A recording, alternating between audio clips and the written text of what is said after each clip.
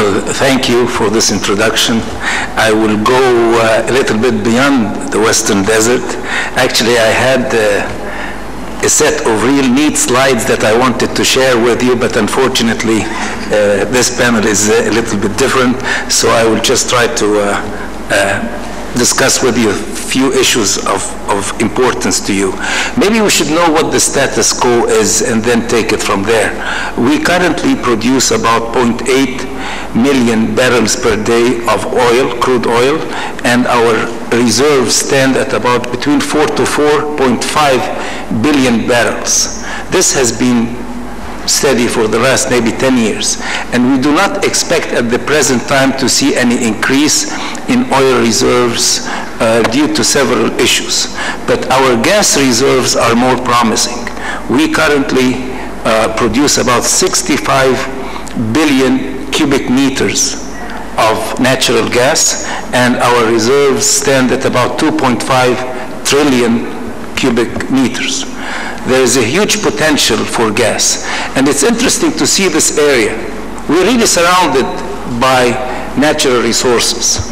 When we look at the West, we have Libya and Algeria.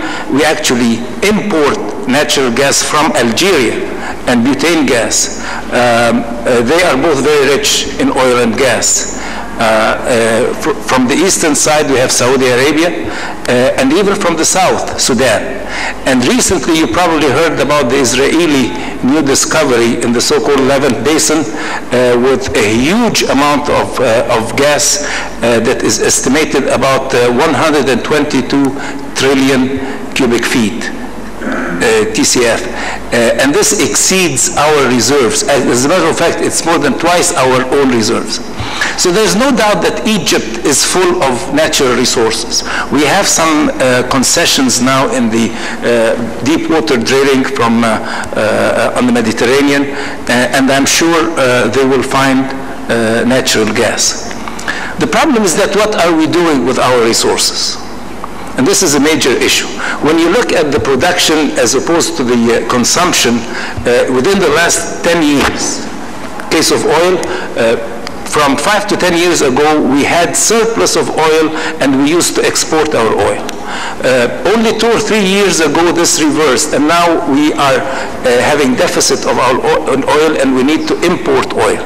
So we import oil at international prices and use it locally at subsidized prices. Very sad. This is one thing. The other thing, which is even more important, is that we export natural gas at a subsidized rate, very unfortunate, and we use it internally again at a subsidized rate.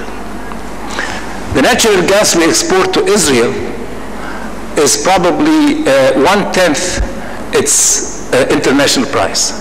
We lose about $13 to $14 million a day because of this deal. Of course, there are some hidden agendas, and I don't think this is the theme of this particular forum, but this is a major issue. So we're already losing money because of our policies, and we cannot continue this way. The oil and gas sector, which is supposed to be the most important strategic sector in this country and the richest, it is indebted for more than 70 billion Egyptian pounds today. This is the debt for the oil sector because of our current policy. So I think if we clean up our act, we can definitely make much better use of our natural resources in terms of fossil fuels. This is number one. Number two, we have to think more seriously about our renewable energy resources. We currently have, if you know about this, wind energy that produces about 550 megawatt power from the Zafarana and Hurghada area, and of course this can be at least tripled in a very short period of time. We are also thinking of solar plants in the Quraymat area that can produce additional 50 megawatt, from 50 to 150 megawatt power. This again is very small compared to our capabilities. We can do much better. Egypt is known to have the highest sun capabilities worldwide, yet we're not using it. I was in China a few months ago, and you find on top of every single house in China a solar panel. It is very simple to use solar energy for simple warming or heating water, or even simple electrical use. This is what we call direct solar or passive solar energy. Why aren't we using this? It's very simple. Photovoltaics, yes, it might be a little bit expensive. Losses are very high in photovoltaics. There is some sort of technology, but it will pay off in the long run. We don't have any photovoltaic technology in Egypt, and this is very unfortunate. We have some basic passive solar energy that needs to be developed, and with the problems of photovoltaic, I think if we start thinking about it more seriously, we will be able to use our resources much better. And then we come to the nuclear, which I think is the most important renewable resource. It is inevitable. Nuclear has to come into this picture. The cost of a 100 megawatt power plant, nuclear power plant, is about $3 billion. But it does pay off. And now you have to realize something which is very important. The new nuclear technology is related to the so-called breeder reactors. What are breeder reactors?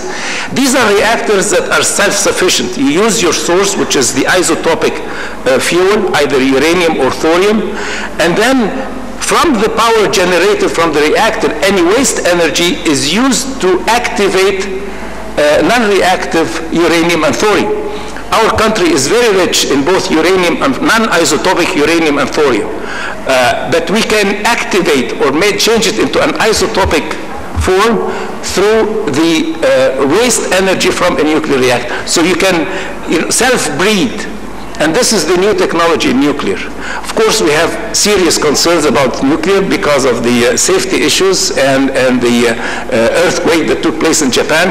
And I don't know, actually someone was telling me, I think this Daba site should enter the Guinness records, because we have been studying it for the last 30 years with no decision. Very unfortunate. There are so many sites that can be used for nuclear here in Egypt. I don't think Daba, as a personal opinion, is the most appropriate, especially that it lies very close to the earthquake region from the Cyprus faults, and this is dangerous. But I think if we can get over this issue, there is a great need for nuclear power because it is the cleanest, it is the most efficient, and we should inevitably get into this nuclear era if we know how to handle the safety issues. So taking this into consideration, I definitely think that we can do much better with our energy resources. We can definitely do much better for planning in terms of renewable resources.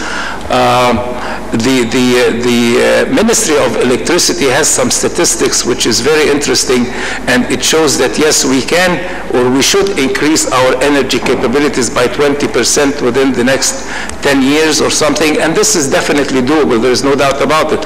I personally feel that in terms of natural gas resources, we will be able to cover this gap. But I think we need to do much better than just that. From renewables, and we have to start thinking about cultivating the desert, and I'm sure we'll hear about this a little bit later. In terms of problems with the Western Desert and the mines, I think this is something that has to be handled at a higher level, and I think the governments now are more pathetic after this revolution. Many people are sympathetic with our cause, and I think we'll find governments like Germany and England and Italy and France that will be willing to help us. This is a huge issue that has to be handled by different ways. But let me tell you, the new technology in exploration is different.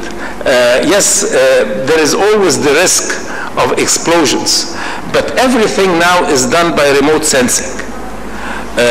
You explore by remote sensing, you see the entire area around you by remote sensing, and then you even drill by remote sensing. It's unfortunate that I cannot show you some nice figures that show this. When you drill, you go first vertically until you hit an area where you think that there are potential resources, and then you start going laterally in several directions. multilateral drilling technology. So you don't have to really worry about what is on top of the earth.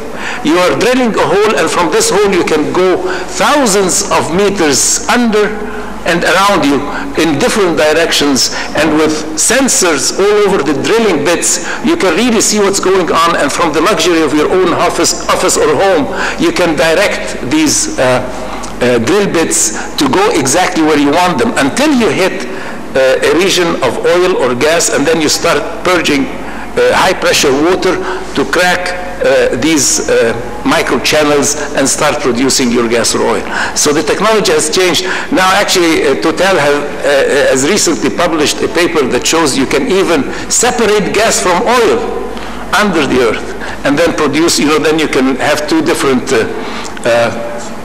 transmission pipelines for both of them. So the technology has changed tremendously. Yes, these mines can be a concern, but with modern technology, I don't think they are a major issue at this stage, but definitely we have to clean up the Western Desert. I think these countries should do it for us, and I think we need to do much better in terms of political activities to get our rights in so many different ways, and this is simply one of them. Well, I think I'll stop here. Thank you. Thank you, Doctor, for that. So just to get the point, we are refuting the previous regimes or previous governments' comments on the hindering of exploration in that area because of the mines. So we're saying it can be done. I mean, there is a minute risk or a small risk, but it's not as big as we had imagined it to actually hinder this specific process. Doctor, I'm going to come back to you after I ask Tamer and move to the side to get back to the point of subsidy. So we want to go there.